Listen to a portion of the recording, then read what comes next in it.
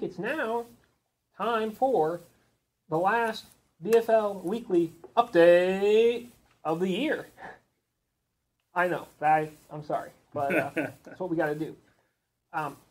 In this BFL weekly update, we had the wild card this weekend on Kentucky Lake. It's a 2-day event.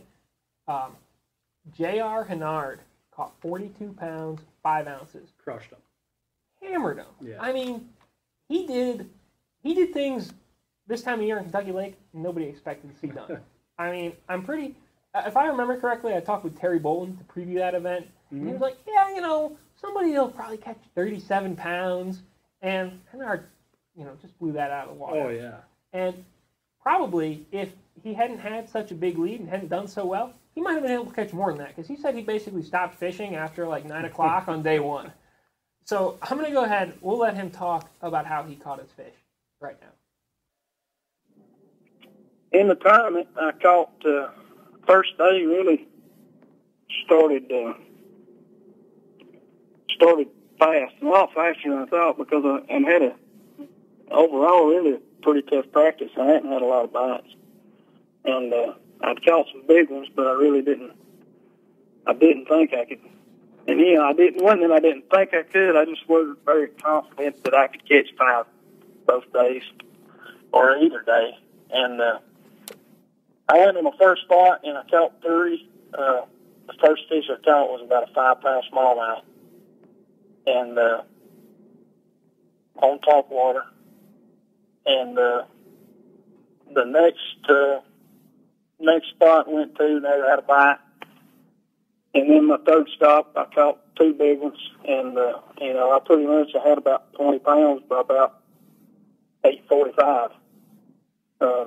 Then I started running some docks, and I caught another about 5.5 pounder about 10:30 on a black buzz bait, and I kind of just quit after that on the first day. That's awesome. Besides your docks, what were your other spots like? They were main lake, kind of flat points, had deep water around them. Kind of focused on the LBL side of the lake just because it gave me more shade in the mornings. And, I had a longer feeding window on the top water stuff. Cool. Did it sort of work out the same way on day 2? I actually started the same way. Ran my first spot.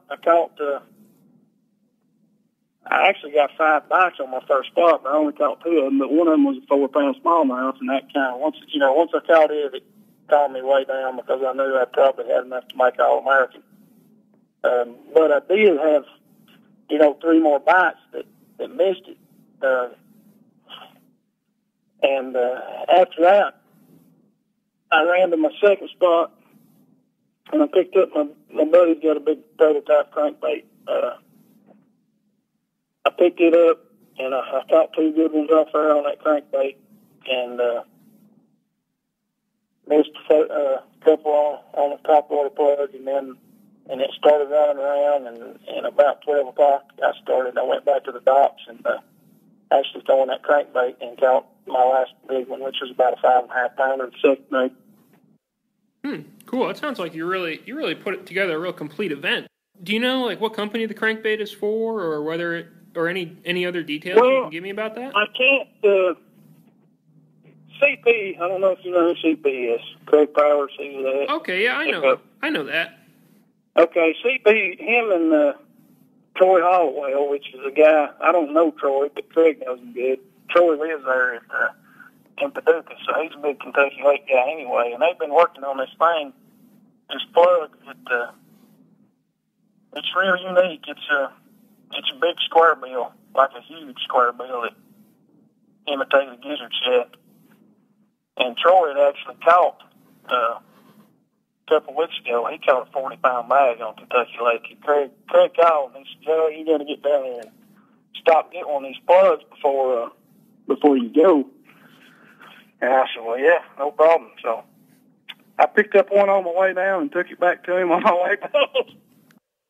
I threw a lot in practice, and it's one of those deals where it's something that's not going to get you a lot of bites, but when you do get one, it's going to count. And man, everything worked out so good in the tournament. The second day I had time to really, just pick it up, kind of throw it, and it ended up paying off. And I think that thing, man, is just kind of, it's just like that big sexy spoon. It's like those 10XDs. These boys has got to thinking, well, if it works deep, I don't see why it won't work shallow. And I think they may be on to something, especially in these gizzard shad lakes. Seems like these lakes that have these big gizzard shad that are so good in the spring, people always struggle in the fall.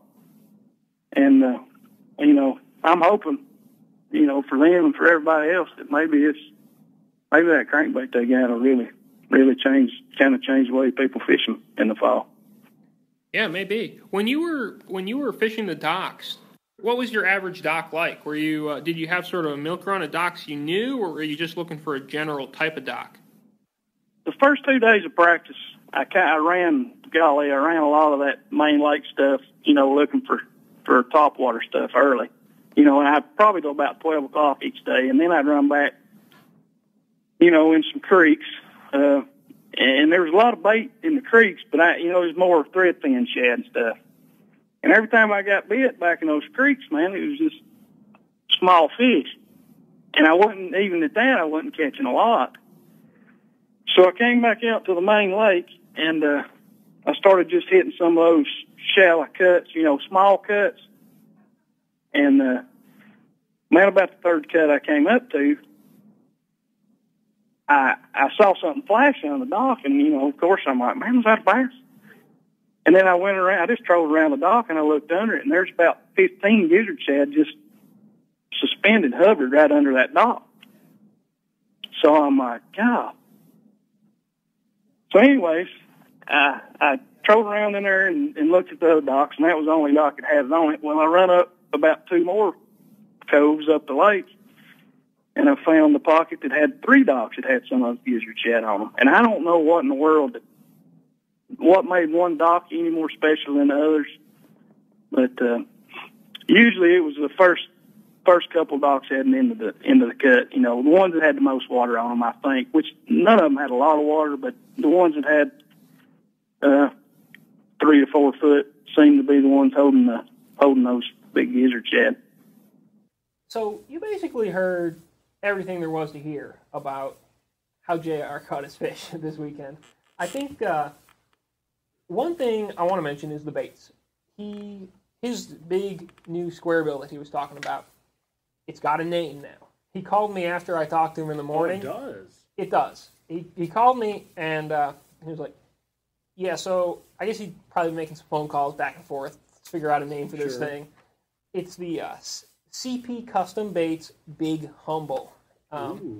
He thinks it's going to be available to order, I guess, from the CP Custom Baits website in the next 2 to 3 weeks.